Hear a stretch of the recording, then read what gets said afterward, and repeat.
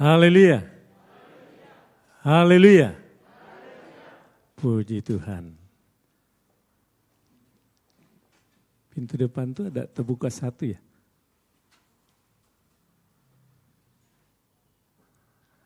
Iya, puji Tuhan. Saya dan keluarga mengucapkan selamat tahun baru buat seluruh sidang jemaat Tuhan yang ada di GPD Oret Labora Tanjung Karang. Kalau ada jemaat yang mungkin dari luar yang sedang berkunjung, saya juga mengucapkan selamat tahun baru. Haleluya. Tahun ini kita buat ibadah tahun barunya bukan tanggal 1, saudara, tetapi tanggal 3. Karena kemarin kita sempat tidak menjalankan ibadah kita 3 kali, sebab ada jemaat yang kena COVID, saudara ya, lalu dipanggil Tuhan. Itu sebabnya kita tidak adakan ibadah offline, tapi secara online. Dan akhirnya diputuskan pada tanggal 3 Januari kita ibadah offline lagi. Dan inilah awal tahun baru kita melaksanakan ibadah tahun baru. Puji Tuhan. Hari ketiga. Tadi saudara sudah mengambil ayat emas.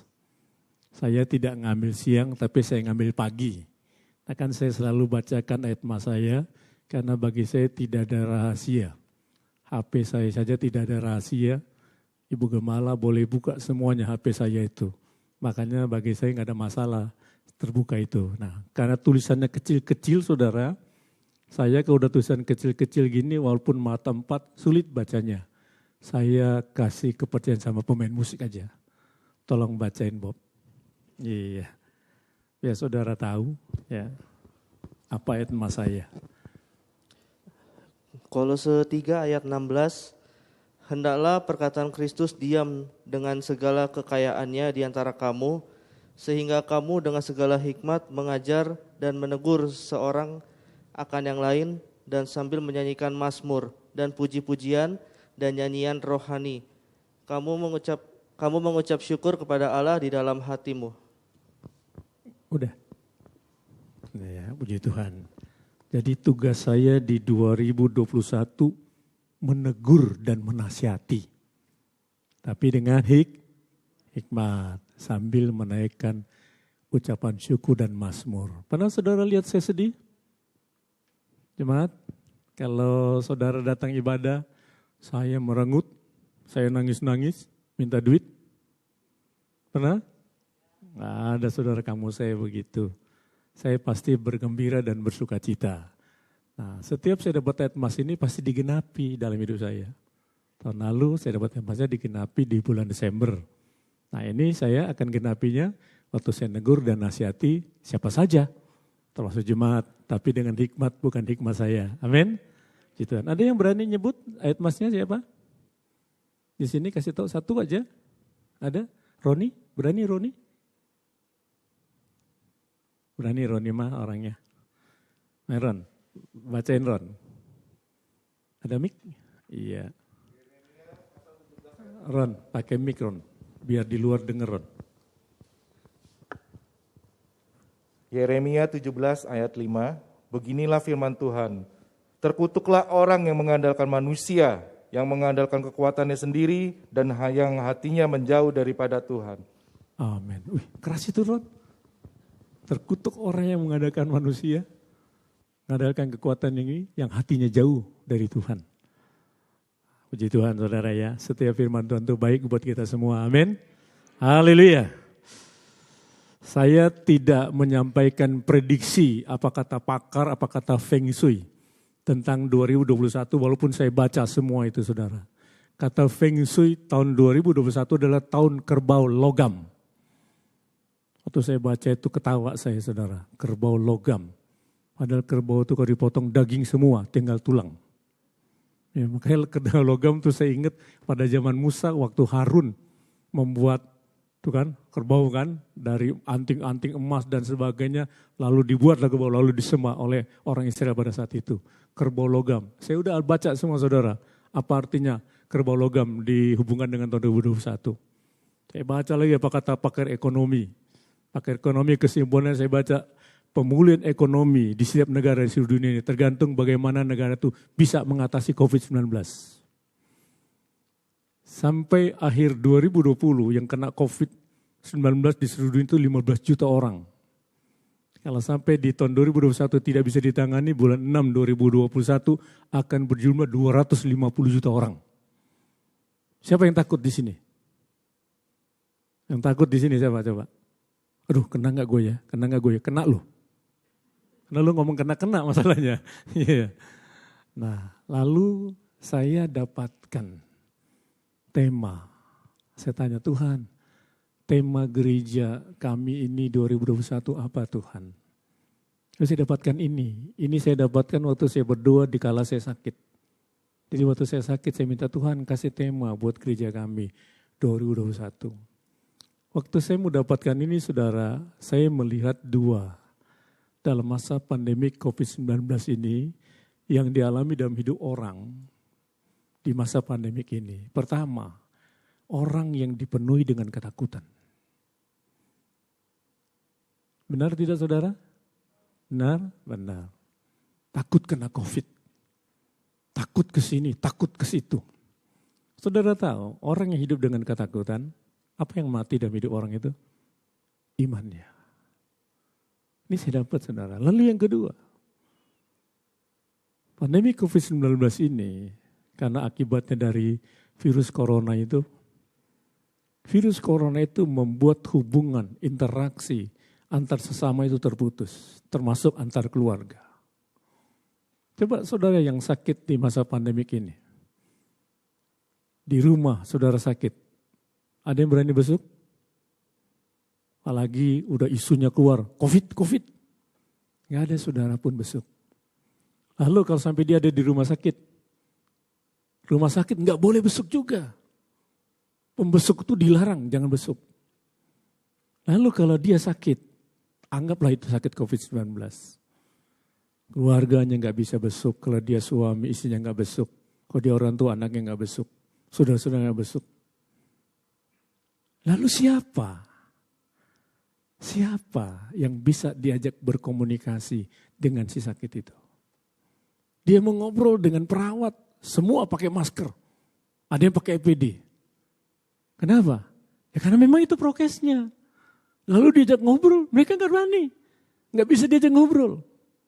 Saudara tahu, waktu orang sakit itu, di rumah sakit, datanglah intimidasi setan dalam pikiran orang itu.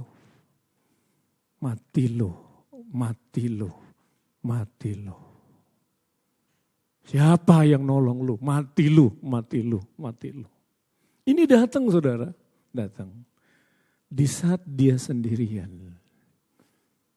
Siapa yang diharapkan saat itu? Tuhan. Bagaimana kita yakini Tuhan itu nolong kita? Iman. Itu saya dapatkan saudara. Lalu saya baca lagi berita. 2021 belum tentu pandemi COVID-19 ini berlalu. Saya baca. Lalu Inggris di awal Januari ini dia mau lockdown negaranya 1 bulan. Spanyol 3 bulan. Lalu saya baca lagi Jerman 2 minggu dan sebagainya. Lalu banyak negara menutup satu dengan yang lain termasuk Indonesia 2 minggu rapat terbatas pemerintah.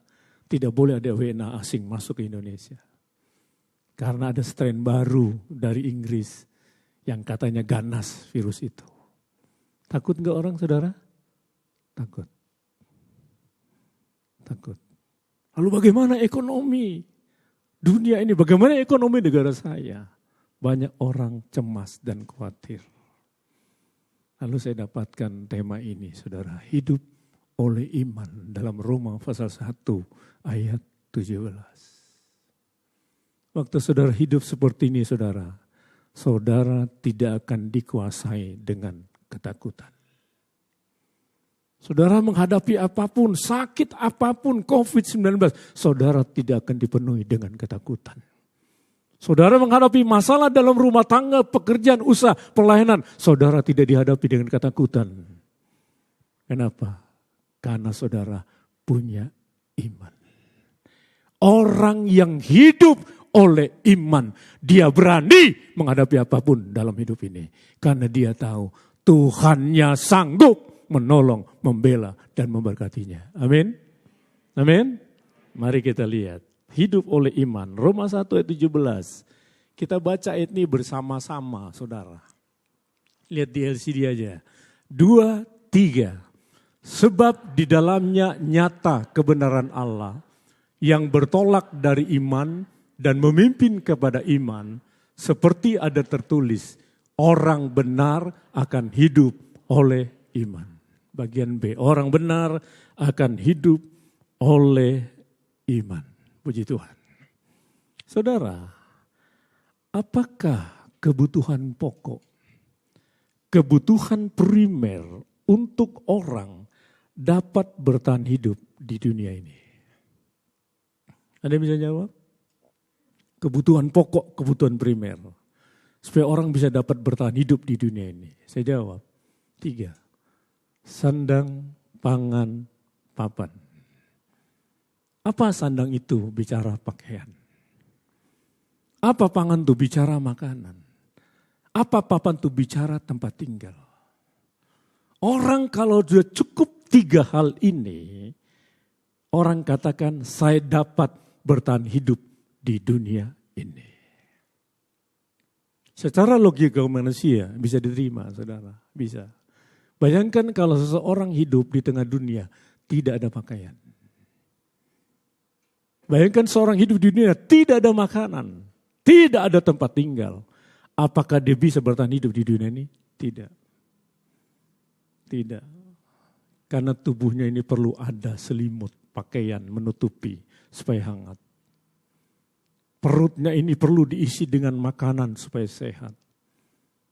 Tubuh ini juga perlu tempat tinggal yang tidak terkena hujan, panas terik. Secara logika manusia, memang orang dapat bertahan hidup di dunia ini karena sandang, pangan, papan. Pertanyaan lagi yang kedua, saudara, apakah ketiga hal tersebut, sandang, pangan, papan, sudah cukup untuk kita dapat hidup? Bahasa imannya belum cukup.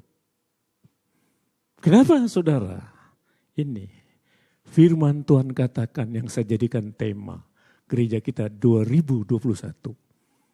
Hidup oleh iman.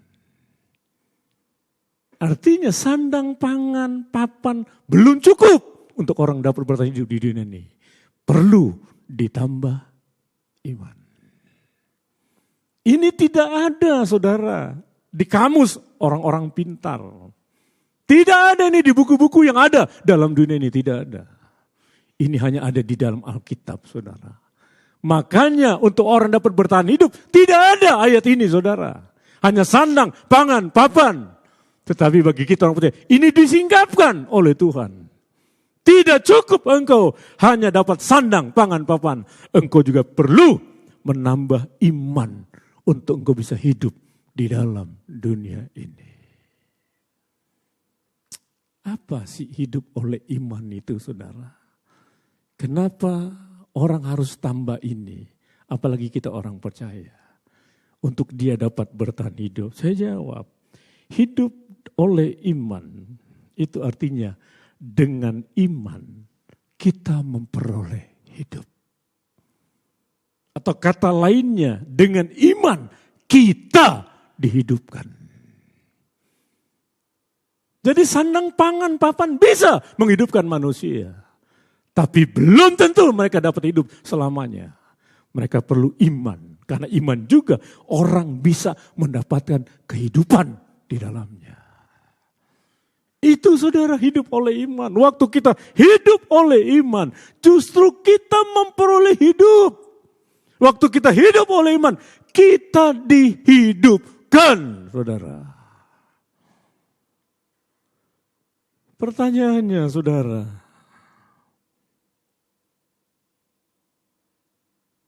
kepada siapa kebenaran firman Tuhan ini ditujukan? tidak kepada semua orang. Makanya ayat ini tidak didapatkan dalam kamus orang pintar, tidak ada. Orang pintar, buku di dunia mengatakan engkau dapat bertahan hidup kalau engkau cukup sandang, pangan, papan. Tidak ada iman ini. Itu sebabnya ayat ini hanya ditujukan tidak kepada semua orang. Jadi kepada siapa? Coba tampilkan lagi ayat 17 bagian B. Orang benar akan hidup oleh iman. Kepada siapa? Kebenaran ini ditujukan orang benar. Orang benar. Ayat ini ditujukan. Bagi bukan orang benar, mereka hidup karena sandang, pangan, papan. Tidak ditambah iman. Tetapi bagi orang benar, memang kita butuh sandang, pangan, papan. Tetapi yang lebih utama, lebih penting adalah iman. Kalau saudara dalam hidup ini hanya mencari sandang, pangan, papan, engkau bukan orang benar. Yang kau cari setiap hari, yang kau kejar setiap hari. Engkau tinggalkan ibadah, tinggalkan Tuhan dalam hidupmu. Yang penting saya dapat sandang, pangan, papan. Engkau bukan orang benar. Karena orang benar, dia bukan hanya hidup dari sandang, pangan, papan. Tetapi ditambah iman. Karena iman ini lebih penting, lebih utama bagi orang benar. Saudara yang saya kasih, belajarlah hidup sebagai orang benar. Jalani hidup sebagai orang benar, saudara. Jangan bukan orang benar yang kita jalani. Ngomong firman Tuhan, prakteknya bukan firman Tuhan. Dengar khotbah orang, hebat pendeta itu. Seneng gue dengar firmannya. Itu hanya sekedar komentar. Tapi waktu dia jalani hidupnya, dia lupa yang katanya hebat itu. Jalanilah hidup kita sebagai orang benar, bukan orang yang tidak benar. Pertanyaannya, siapa orang benar yang hidup oleh iman itu?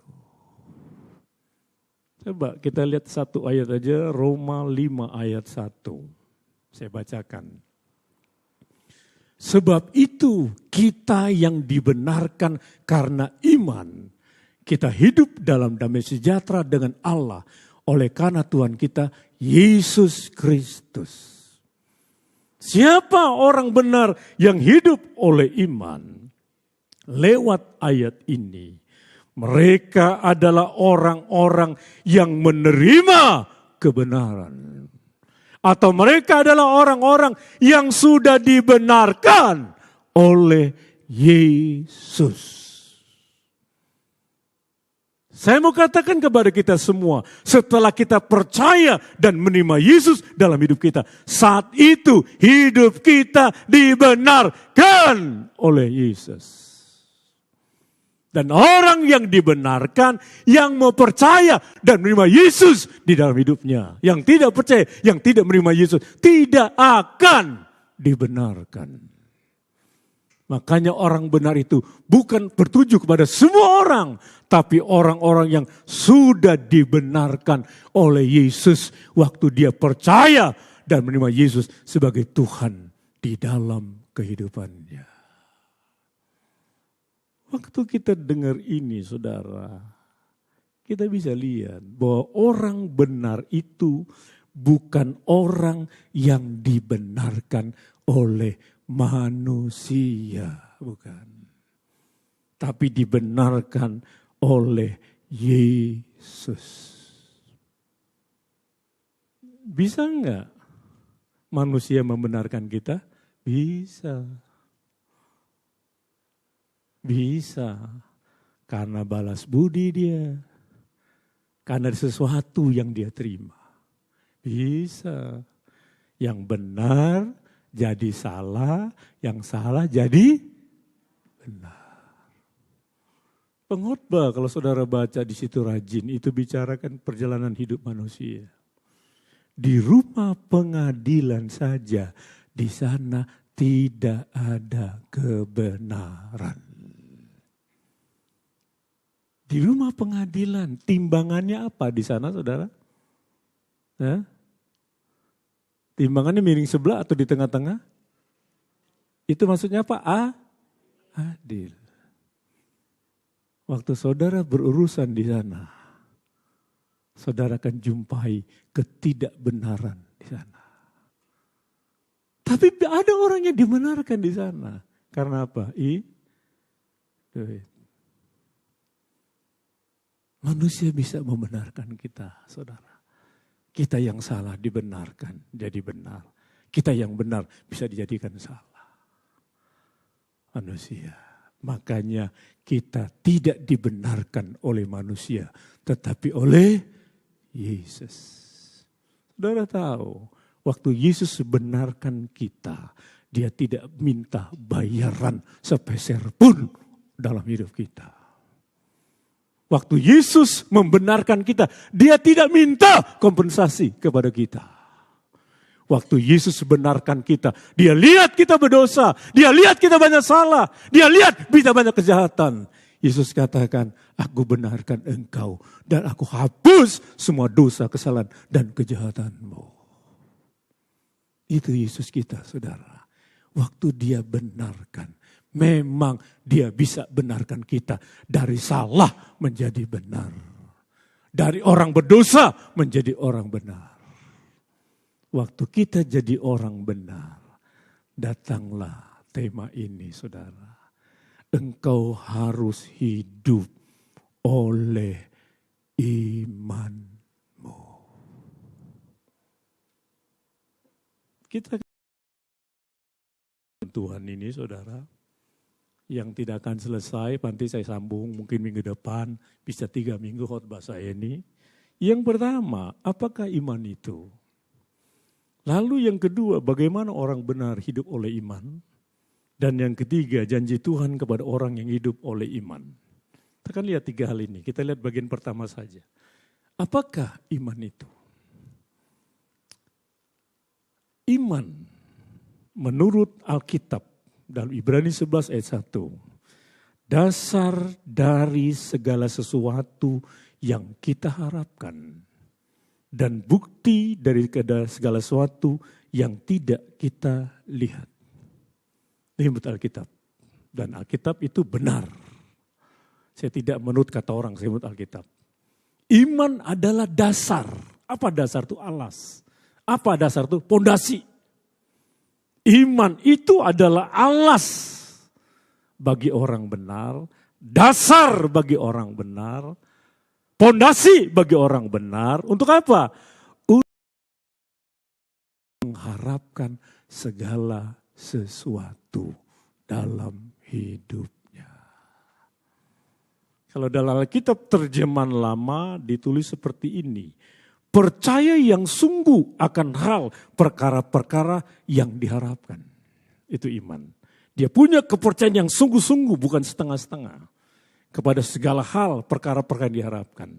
Dalam terjemahan lain ditulis begini, kepastian akan perkara-perkara yang diharapkan, itu iman. Jadi iman itu dasar, saudara. Alas pondasi kita untuk kita mengharapkan sesuatu dalam hidup kita. Waktu orang sakit, apa harapannya? Sembuh. Waktu orang punya masalah, harapannya dia dapat jalan keluar. Tahu saudara apa itu pengharapan? Pengharapan itu adalah sesuatu yang belum terwujud, yang belum kelihatan, yang belum ada, yang belum terjadi, tapi dia percaya itu akan terjadi dalam kehidupannya. Itu pengharapan. Dan bagaimana pengharapan ini bisa jadi kenyataan? Harus ada dasar dalam hidup orang untuk mendapatkan pengharapan itu. Apa dasarnya? Iman. waktu orang hidup oleh iman. Semua yang diharapkan itu bisa terjadi di dalam kehidupannya. Waktu saya sakit, banyak orang bilang macam-macam tentang saya. Saya mikirin, saudara, enggak, ngapain saya pikirin. Ada jemaat, ada yang bilang kemarin, Om saya sakit katanya ketularan Om. Wih, bayangin saudara, yang ngomong jemaat kita juga. Jadi Om ini pembawa penyakit menular. Makanya kan dalam khotbah saya online kan, staf saya waktu dia dengar agak marah dia. Enggak terima loh kami Om. Kenapa? Kalau Om COVID, pasti kami ketularan. Tiap pagi sama saya mereka doa. Di rumah saya mereka tiap pagi. Dekat kami doanya, jaraknya pendek. Karena ruangannya enggak begitu besar. Pendek semua kita doanya. Maksudnya jaraknya. Kita ketularan dong. Kita ketularan dong. Apalagi Aro kan. Aro itu kan ikut nguburin COVID.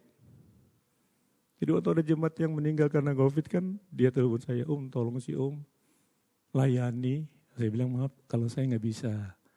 Karena saya lagi lemas. Tapi nanti saya minta tolong staf saya. Salah satunya Aro.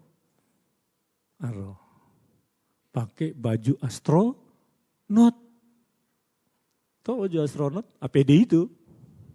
Kan waktu pakai baju mereka kayak baju astronot kan. Cuma dia nggak bisa terbang aja tuh.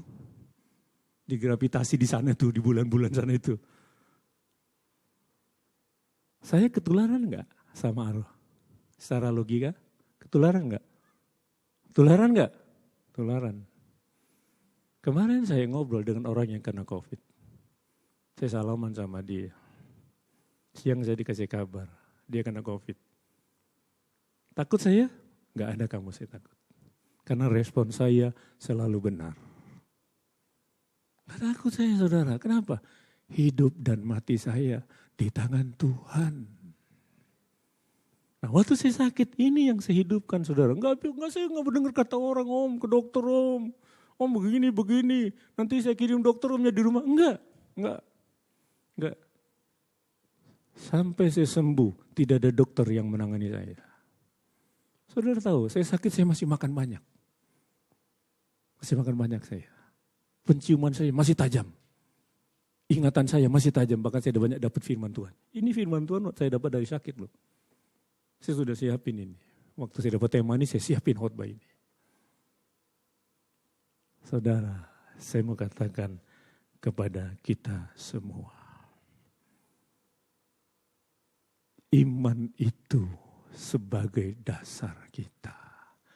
Untuk kita mendapatkan apa yang kita harapkan. Waktu kita sakit, harapan kita sembuh. Lihat, adakah engkau iman dalam hidupmu? Tadi lagu katakan, iman gak perlu besar. Cukup sebutir saja. Sebutir itu banyak gak sih saudara? Ada yang pernah masak ibu-ibu hanya 1 butir beras? Pernah? Siapa pernah praktekin? Kira-kira dimakan 1 orang kenyang gak ya? 1 butir beras. Hah? Enggak lah, orang kecil 1 butir beras. Tapi katanya iman sebutir itu saja. Cukup untuk kita mengalami mujizat Tuhan. Saya ingin saudara, jalanilah tahun 2021 dengan imanmu. Waktu engkau hidup oleh iman, engkau akan menghadapi sesuatu yang tidak pernah engkau pikirkan. Tapi imanmu sebagai dasar bisa menarik pengharapan. Engkau bisa mendapatkan pertolongan dari Tuhan. Apa iman itu? Dasar kita mendapatkan sesuatu. Pertanyaan lagi, dari manakah kita beroleh iman itu? Orang benar hidup oleh iman. Dari mana kita dapatkan iman itu? Saya berikan jawaban Roma 10 ayat 17. Bolehlah Bobby bacain, Bob?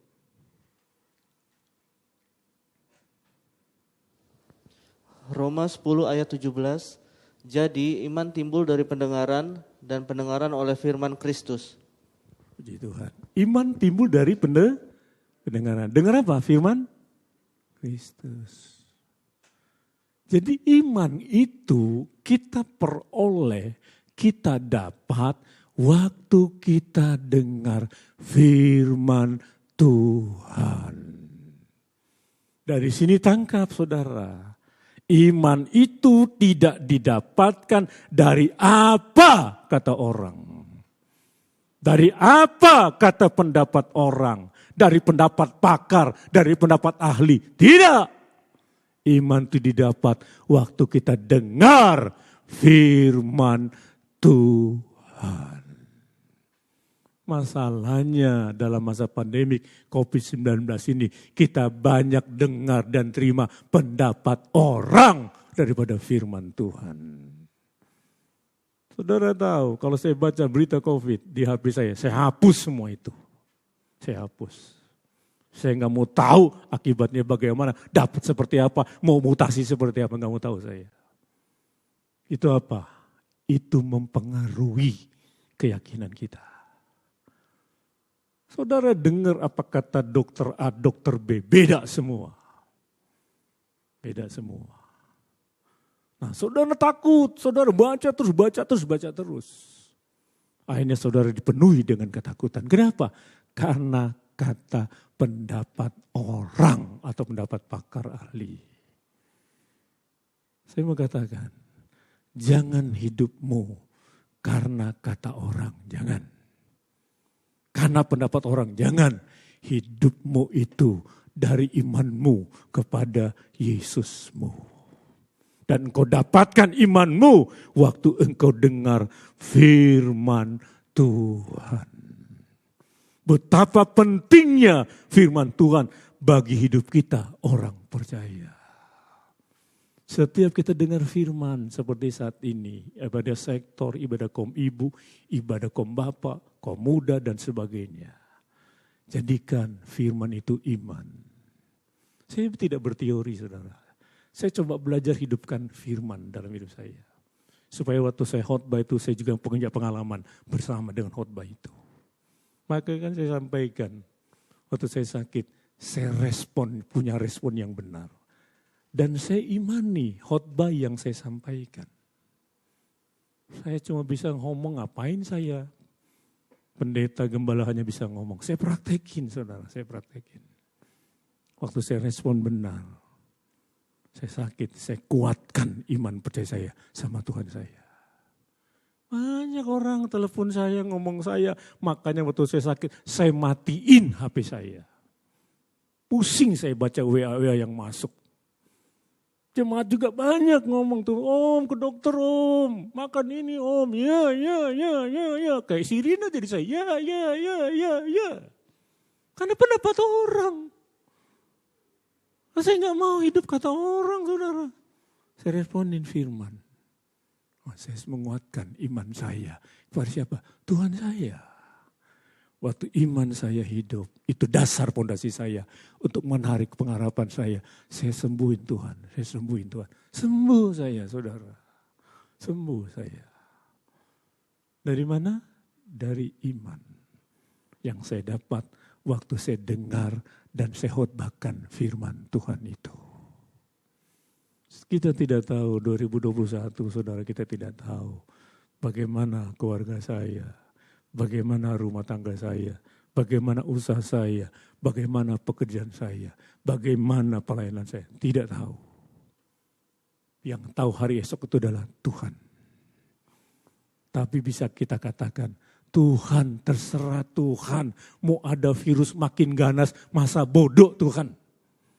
Mau masih terganggu ekonomi, masa bodoh Tuhan. Kalau saya punya iman kepadamu Tuhan. Itu cukup dasar buat saya untuk menarik pengharapan. Di tengah masalah, berikan saya jalan keluar. Di tengah sakit, berikan saya kesembuhan. Itu cukup saudara. untuk saudara melihat mujizat Tuhan dalam hidupmu. Jangan dengar kata orang, jangan. Dan jangan kau hidup karena kata orang. Hiduplah karena kata firman. Waktu kau dengar firman, firman ini akan jadi iman dalam hidupmu. Dan kau bisa jalani ini, kau akan hidup oleh imanmu. Waktu kau hidup oleh iman, kau akan lihat karya Tuhan dinyatakan dalam kehidupanmu. Nanti minggu depan saya lanjutkan. Mari kita bangkit berdiri, saudara. Kita siapkan hidup kita untuk masuk dalam perjamuan suci. Haleluya, haleluya.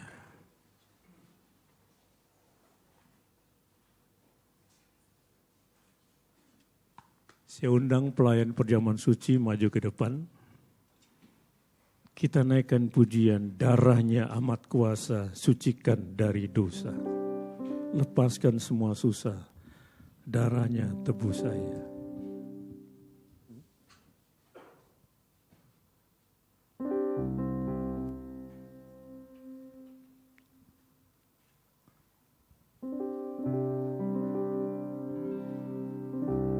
Darahnya amat kuasa, sucikan dari dosa, lepaskan semua susah, darahnya tebus saya. Darahnya amat kuasa, sucikan dari dosa, lepaskan semua susah, darahnya tebus saya. Darahnya amat kuasa, sucikan dari dosa,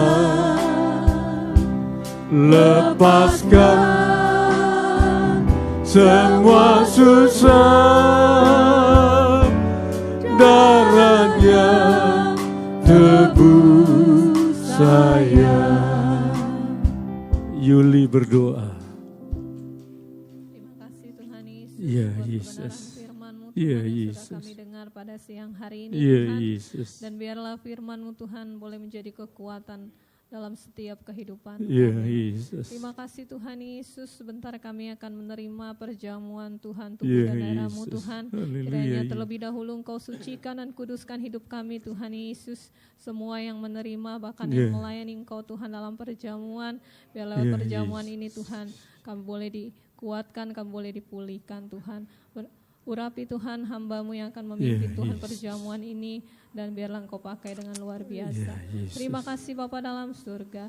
Kami bersyukur, berterima kasih Tuhan di dalam nama Tuhan Yesus Kristus. Haleluya. Amin. Amin. Silakan duduk saudara. Puji Tuhan. Kita siapkan kehidupan kita untuk masuk dalam perjamuan suci. Sebelum saya sampaikan perjamuan suci, saya mau sampaikan kesaksian saudara. Di mana ada seorang ibu yang kena sakit COVID-19. Dan ibu ini tadinya sudah tidak punya pengharapan lagi.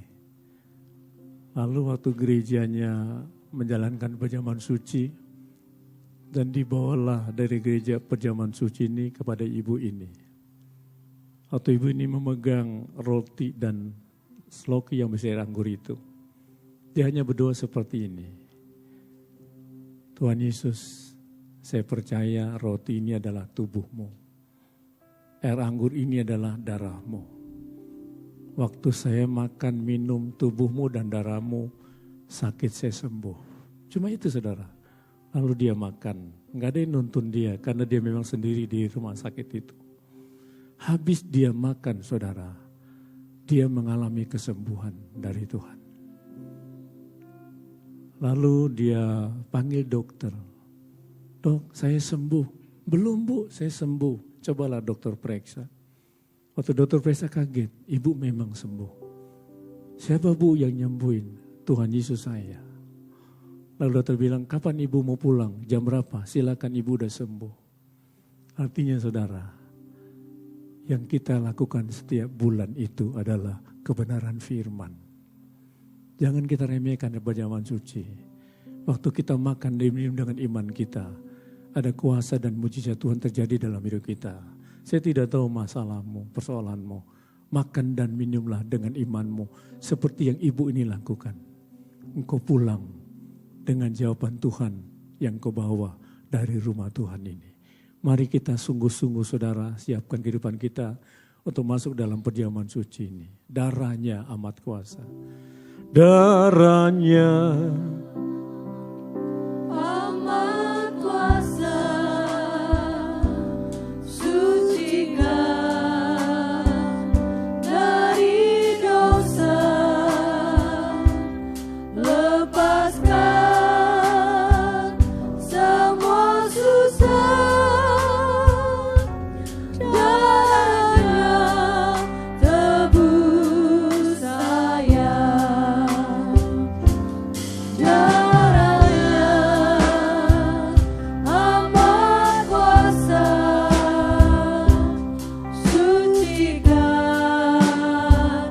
dari dosa, lepaskan semua susah. Darahnya tebus saya. Darahnya amat kuasa, sucikan dari dosa, lepaskan semua susah. Darahnya tebus saya. Darahnya amat kuasa, sucikan dari dosa, lepaskan semua susah. Darahnya tebus saya. Darahnya amat kuasa, sucikan dari dosa, lepaskan semua susah. darahnya tebus saya.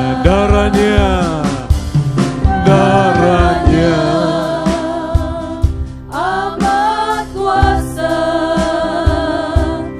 sucikan dari dosa, lepaskan semua susah. Darahnya tebus saya. Lepaskan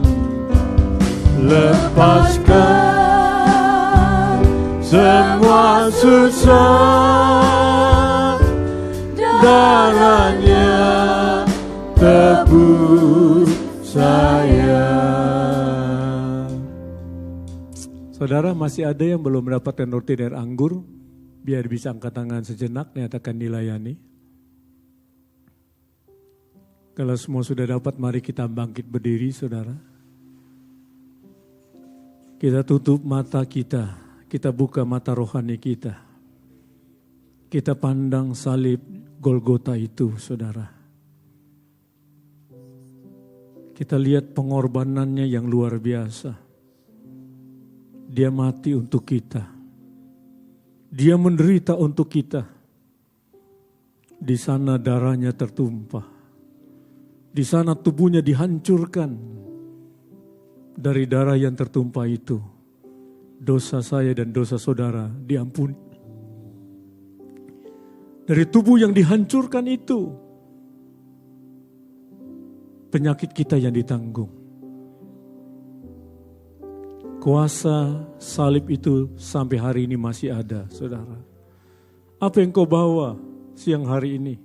Kau punya pergumulan yang berat dalam hidupmu, rumah tanggamu, anak-anakmu, usaha pekerjaanmu terganggu, ekonomimu terganggu, keuanganmu terganggu. Waktu kau makan dan minumlah dengan imanmu, saudara.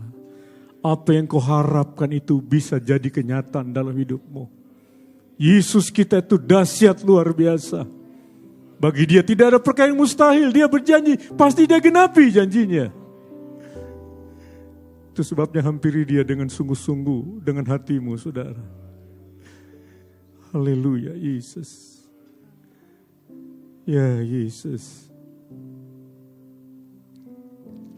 Darahnya amat kuasa, sucikan dari dosa, lepaskan semua susah. Darahnya tebus saya, darahnya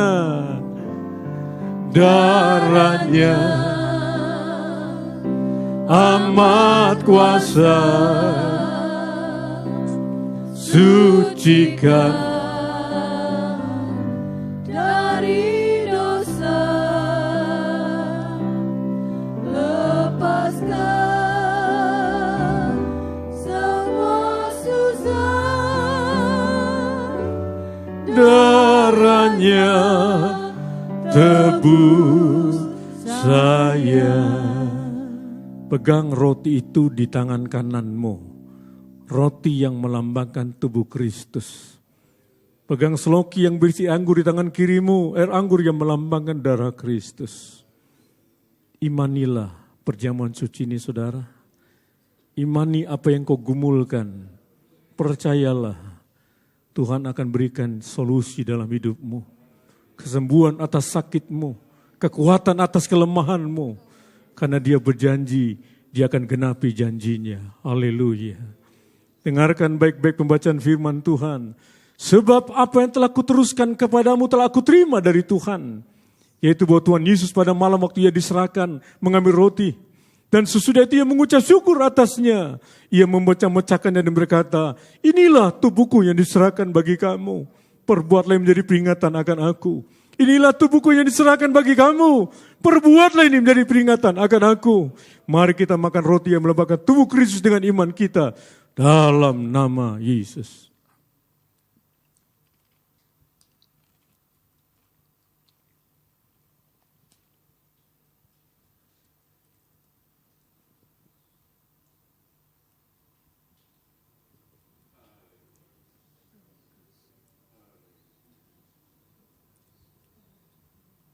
Haleluya. Demikian juga ia mengambil cawan sesudah makan lalu berkata, cawan ini ada perjanjian baru yang dimeteraikan oleh darahku. Perbuatlah ini setiap kali kamu meminumnya menjadi peringatan akan aku. Perbuatlah ini setiap kali kamu meminumnya menjadi peringatan akan aku. Sebab setiap kali kamu makan roti ini dan minum cawan ini, kamu memberitakan kematian Tuhan sampai ia datang. Mari kita minum air anggur dan melambangkan darah Kristus dengan iman kita dalam nama Yesus.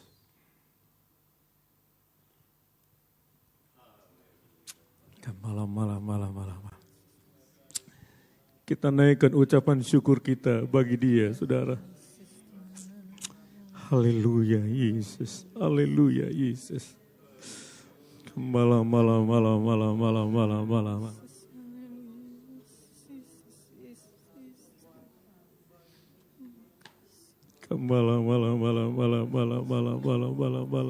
Baturi Yesus. Haleluya Yesus. Terima kasih buat firman-Mu. Terima kasih buat perjamuan suci-Mu. Kami mau melangkah lebih jauh Tuhan di tahun 2021 ini dengan iman kami kepadamu Tuhan. Iman yang bisa menarik semua apa yang kami harapkan dalam hidup ini Tuhan. Terima kasih Yesus, terima kasih Yesus, terima kasih. Kuatkan iman kami, jemaat-Mu di Labora Tanjung Karang ini Tuhan. Supaya kami tidak takut menjalani hidup ini Tuhan. Karena ada Engkau bersama dengan kami Yesus. Terima kasih Yesus. Terima kasih Yesus, terima kasih Yesus. Haleluya, haleluya, haleluya Yesus. Nanti Aroli Halawa tutup dalam doa ibadah ini. Ya Yesus, haleluya Yesus. Haleluya Yesus. Kami sangat bersyukur untuk semua Tuhan. Kau sangat baik dan terlalu baik bagi kami. Dari awal ibadah kami, di pertengahan, dan sampai kami mendengarkan suara-Mu. Dan kami telah menerima perjamuan kudus. Kami sudah merasakan lawatan dan kuasa-Mu yang luar biasa dalam hidup kami. Terima kasih buat semua Tuhan. Engkau Allah yang layak disembah, ditinggikan. Inilah kehidupan kami, anak-anak-Mu Tuhan. Sebentar lagi kami pulang ke tempat kami masing-masing. Tuhan tolong kami, jaga pelihara kami. Biarlah pertolongan, penyertaan dan kuasa Allah mulai menjadi bagian kami. Dan seluruh kehidupan kami sepanjang minggu ini kami pertaruhkan kami dalam tangan-Mu. Tuhan tuntun bimbing kami Tuhan. Engkau jauhkan kami dalam segala hal yang tidak diinginkan. Baik dosa, baik malapetaka, masalah, persoalan. Biarlah Tuhan selalu menolong kami dan bersama dengan kami. Sehingga selama 1 minggu ini kami berjalan bersama Tuhan. Dan kami boleh merasakan sukacita, damai, sejahtera yang luar biasa dari Tuhan. Terima kasih buat semua anugerah-Mu Tuhan. Kami akhiri ibadah kami pada siang hari ini hanya di dalam nama Tuhan Yesus Kristus. Haleluya. Akhirnya terimalah berkat dari Allah Bapa, rahmat cinta kasih dari Yesus Kristus, bimbingan dan persekutuan dari kuasa Roh Kudus menyertai kita sekalian saat ini, esok, sampai selama-lamanya. Haleluya, haleluya, amin. Selamat pulang, Tuhan berkati.